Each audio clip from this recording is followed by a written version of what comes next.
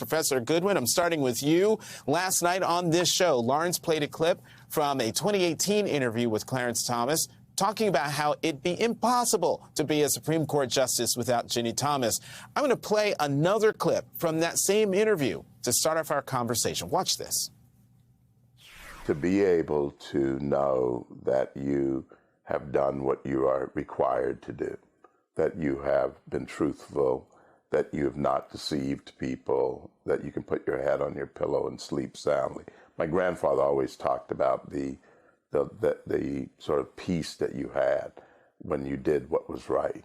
And so there is nothing that the critics can either give me or take away that's of value to me.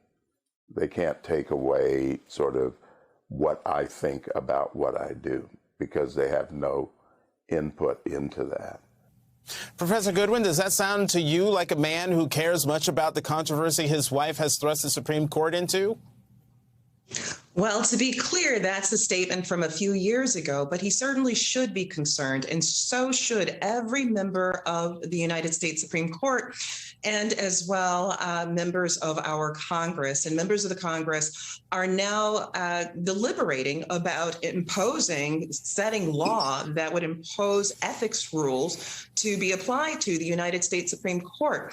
It is our one branch within law where there are no ethics rules. And lawyers are held to a very high standard of ethics. In fact, before students are able to sit for the bar, they have to take an ethics bar exam. The fact that the United States Supreme Court justices do not have to abide by a set of ethics rules is really antithetical to justice itself. And the Supreme Court right now has the lowest approval rating by the American public in almost 50 years. And so all of this is disconcerting, especially the content of the text by Ginni Thomas and the fact that Justice Thomas could be sitting while there are cases that come about due to the January 6th insurrection. It's caused a lot of problems, including the fact that most recently he was the only no vote when it came to questions of releasing information relevant to the investigation of the January 6th insurrection.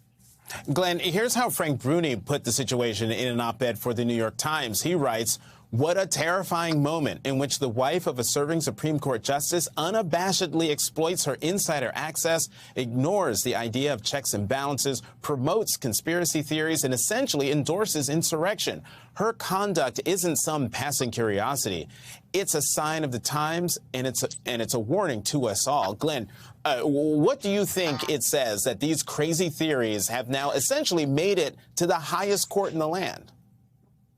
You know, Jonathan, it says that we have a crisis at the Supreme Court, a crisis of legitimacy. And one thing that I think we've learned by Justice Thomas's failure to remove himself from a case where it sure looks like he has a conflict. You know, he could be called upon to decide, for example, whether his wife's own texts, which really are inappropriate at best and incriminating at worst, he would be in a position to decide whether they should be disclosed to the J6 committee and by extension to the American people or hidden from the J6 committee.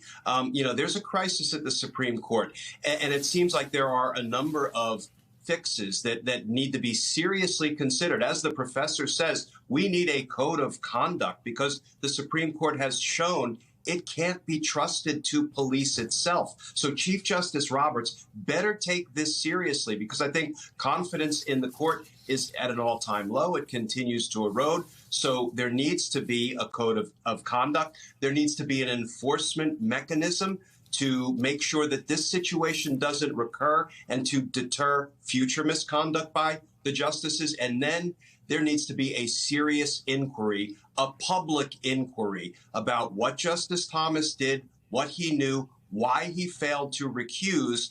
And I'm not saying let's rush to impeachment, but I am saying let's rush to transparency so the American people can see what went on and can see that the institution is taking seriously the need to fix this problem.